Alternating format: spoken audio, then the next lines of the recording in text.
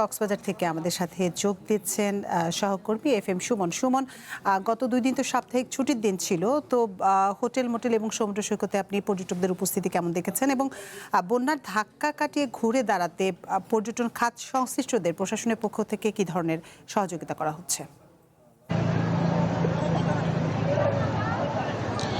ধন্যবাদ আতিফ আপনাকে। আপনি যেমনটা বলছিলেন, কয়েকদিনের টানা বর্ষণ, পাহাড়ি ঢল, এটা বন্যার ফলে আমরা দেখেছি কক্সবাজারের পর্যটন খাত বেশ স্থবির হয়ে পড়ছিল। অর্থাৎ প্রায় 8-9 দিন পর্যন্ত আসলে অনেকটা মন্দা অবস্থায় ছিল এই কক্সবাজারের সমুদ্র সৈকত এবং পর্যটন খাত।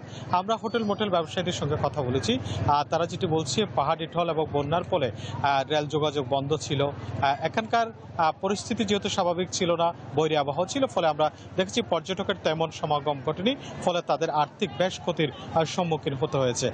গত এই যে শুক্রবার থেকে সরকারি ছুটি, এই ছুটির ফলে আপনি যেমনটা বলছিলেন, আস্তে আস্তে অর্থাৎ অর্থনৈতিক শাখা সচল হচ্ছে এই পর্যটন খাতের এবং মানুষ আসতে শুরু করছে, দর্শনার্থীরাও আসছেন। আমি যদি এই মুহূর্তে আপনাকে একটু দেখাতে চাই কক্সবাজারের সমুদ্র সৈকত, এই মুহূর্তে নিশ্চয়ই আপনি দেখছেন পর্যটকেরা আসছে, অর্থাৎ দর্শনার্থীদের ভিড় আস্তে আস্তে লক্ষ্য করা যাচ্ছে। অর্থাৎ স্বাভাবিক হওয়ার পথে কক্সবাজারের সমুদ্র সৈকত, অনেকেই এসেছেন, তারা কক্সবাজারের সমুদ্র সৈকতের সৌন্দর্য উপভোগ করছেন।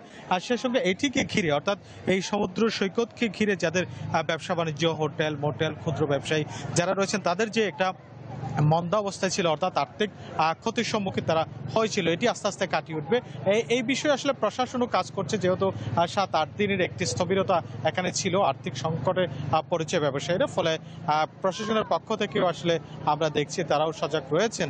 সে সঙ্গে পর্যটন ব্যবসায়ীরা বলছেন যে মানুষ যদি আস্তে আস্তে সৈকতমুখী হয়, অর্থাৎ এই যে সাপ্তাহিক ছুটি কিংবা সৈকতের স্বাভাবিক অবস্থা যেভাবে থাকে এভাবে বিরাজ করলে হয়তো তারা আস্তে আস্তে। সুমন, আপনাকে অসংখ্য ধন্যবাদ।